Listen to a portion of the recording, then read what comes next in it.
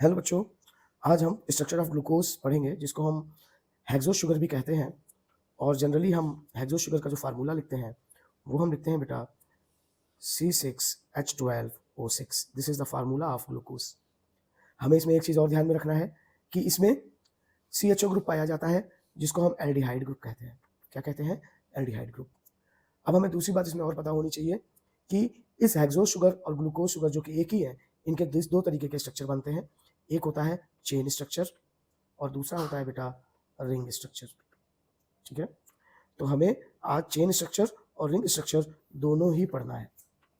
ध्यान रहेगा इस बात का आप ध्यान रखेंगे। हमको चेन स्ट्रक्चर और रिंग स्ट्रक्चर दोनों ही पढ़ना है।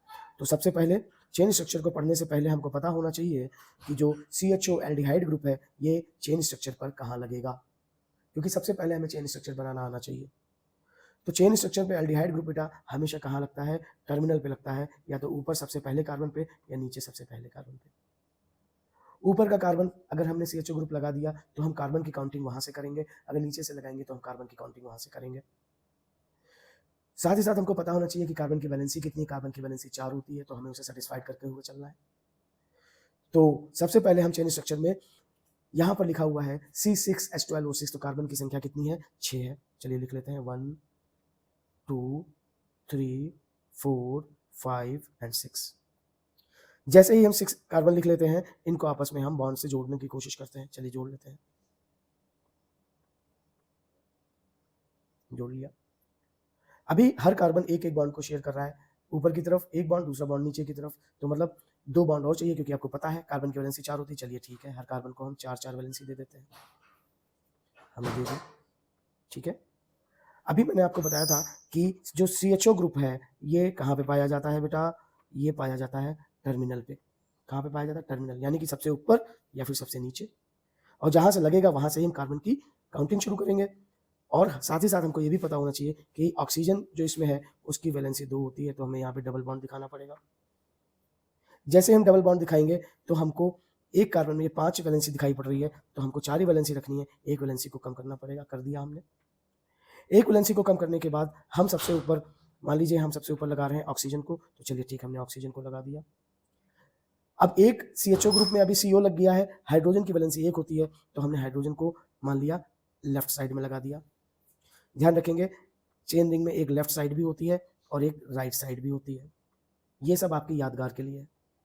अभी मैंने आपको बताया था कि जहां से फंक्शनल ग्रुप लगाते हैं वहां से हम कार्बन की काउंटिंग शुरू करेंगे।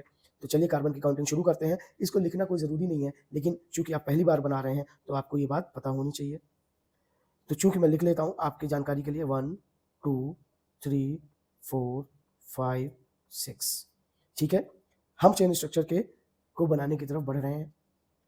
अब इसमें एक बात और ध्यान रखने वाला है कि ग्लूकोज में या हेक्सो शुगर में 2 और भी बॉन्ड लगते हैं। एक तरफ हाइड्रोजन लगता है, एक तरफ हाइड्रोक्सिल समूह लगता है।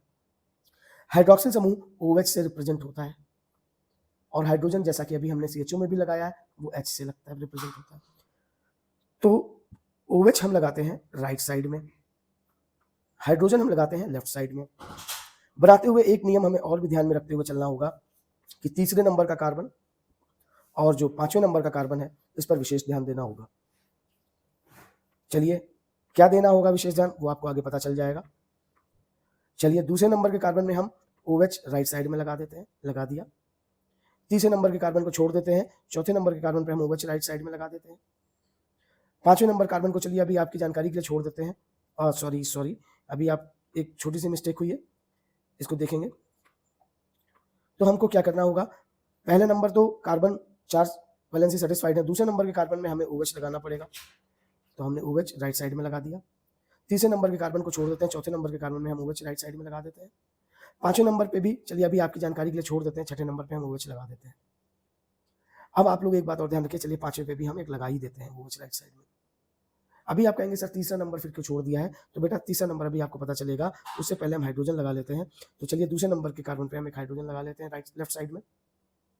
चौथे नंबर के कार्बन पे हम लेफ्ट साइड में हाइड्रोजन लगा देते हैं, 5वें पे लेफ्ट साइड पे लगा देते हैं, छठे पे लेफ्ट साइड पे लगा देते हैं। अब बात आई तीसरे नंबर के कार्बन पे, तो बेटा ध्यान रखो तीसरे नंबर का कार्बन जो होता है वो हाइड्रोजन और हाइड्रोक्सिल समूह को आपस में क्या कर देता है, इंटरचेंज कर देता है। जहाँ पर H लगता है वहाँ पे OH लग जाएगा, जहाँ पे OH लगता है वहाँ पे H लगा दिया जाएगा। तो चलिए लगा देते हैं, OH इधर लगा दिया, H को इधर लगा दिया। अभी भी ये स्ट्रक्चर बेटा पूरा नहीं हुआ, गौर से देखिए छठे नंबर के कार्बन को इसका लास्ट वाला जो टर्मिनल एंड है वहाँ पर हमने कोई भी एटम नहीं लगाया हुआ है, तो ध्यान रखिए यहाँ पर हम हाइड्रोजन ही लगाएंगे। तो चलिए लगा देते हैं, हाइड्रोजन को लगा दिया। इस तरह से बेटा आपके सामने जो स्ट्रक्चर बनकर आ रहा है, चेन स्ट्रक्चर है ये ग्लूकोज का या हेक्सो शुगर का। अब एक बात को अभी ही समझ लीजिए, आगे समझने की जरूरत पड़ेगी तो मैं जरूर बताऊंगा।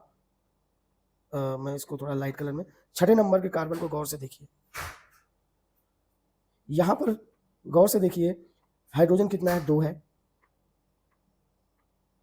हाइड्रोजन कितना है बेटा, 2 है। हाइड्रोक्सिल समूह कितना है, 1 है। तो CH2OH नहीं लिख सकते हैं, बिल्कुल लिख सकते हैं, ध्यान रखिए इसकी जगह पर हम CH2OH भी लिख सकते हैं, आगे के लिए ध्यान रहेगा। This structure is chain structure of hexo sugar.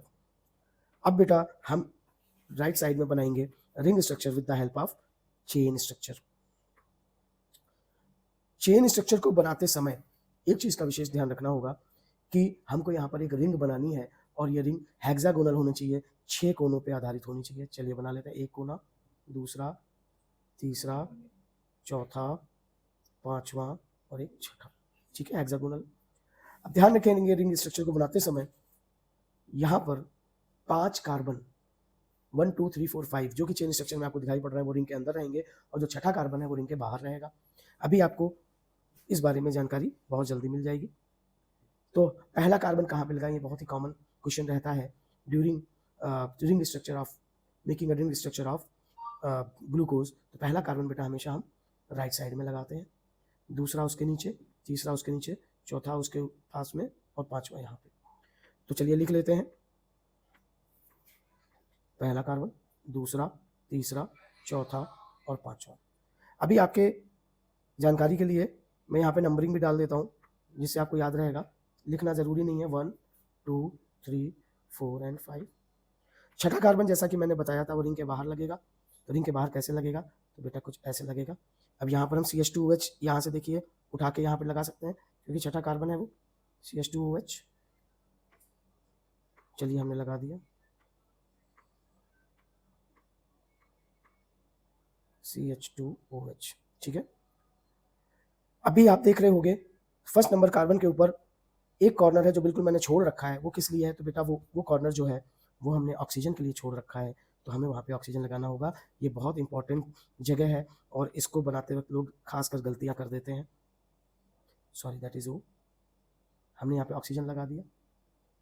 अब हम चेन स्ट्रक्चर को फॉलो करते हुए रिंग स्ट्रक्चर को कंप्लीट करेंगे। कैसे करेंगे, पहला वाला चेन स्ट्रक्चर देखिए, पहले वाले चेन स्ट्रक्चर में ऑक्सीजन लगा हुआ है, हाइड्रोजन लगा हुआ है और एक तरफ खाली है। तो हमने अभी आपसे चेन स्ट्रक्चर को बनाते वक्त कहा था बेटा 5वें नंबर का कार्बन ध्यान में रखिएगा, इसका जो OH है इधर देखिए चेन स्ट्रक्चर में, ये हम किसको दे देते हैं, पहले नंबर वाले कार्बन को। तो जैसे पहले नंबर वाले कार्बन को हम OH दे देंगे, इसके पास पहले नंबर वाले के पास एक तरफ H और एक तरफ OH हो जाएगा। चलिए लगा देते हैं इधर रिंग में, देखिए HOH, इसको ऐसे मिला देंगे, ठीक। दूसरे वाले के पास चेन में देखिए HOH नॉर्मली लगा हुआ है, हम लगा देते हैं, क्लियर। तीसरा वाला हमने इंटरचेंज किया था चेन स्ट्रक्चर देखिए, तो यहां पर हमें क्या करना होगा, OH ऊपर और H नीचे, क्योंकि इंटरचेंज किया था। चौथे वाला भी सेम होगा, HOH। अब पांचवा वाला देखिए, इसके पास सिर्फ एक बेचारा H बचा था, वो हम यहां लगा देंगे। और छठा वाला CH2OH है ही, ऑक्सीजन अपनी जगह पे लगा हुआ है। तो बेटा ये जो आपका बन गया, ये रिंग स्ट्रक्चर ऑफ ग्लूकोज बनकर तैयार हो गया। बेटा बहुत जरूरी है रिंग स्ट्रक्चर ऑफ ग्लूकोज। अगर आपको रिंग स्ट्रक्चर ऑफ ग्लूकोज और चेन स्ट्रक्चर ऑफ ग्लूकोज नहीं आता तो आप इतना मान के चलिए कि बायोलॉजी का 25% आप मिस कर दोगे नीट एग्जाम में और अदर बोर्ड एग्जाम में, क्योंकि यहीं से आपका बायोमॉलिक्यूल स्टार्ट होता है। आगे चल के आप डिफरेंट टाइप्स ऑफ बॉन्ड्स पढ़ोगे, डाइसैकेराइड्स पढ़ोगे, तो this is very important for your career in biology, for your future purpose. So thank you very much. अगर आपको मेरा ये वीडियो समझ में आया हो, मैंने बहुत इजी वे में आपको बताने के लिए ये तरीका समझाया है, क्योंकि इसमें हमने पहले आपको चेन स्ट्रक्चर बताया और फिर हमने आपको रिंग स्ट्रक्चर उससे बना के दिखाया, ठीक है। तो थैंक यू, आप इसको प्रैक्टिस करिए, केमिस्ट्री प्रैक्टिस से ही आती है और ये बायोकेमिस्ट्री है। Thank you.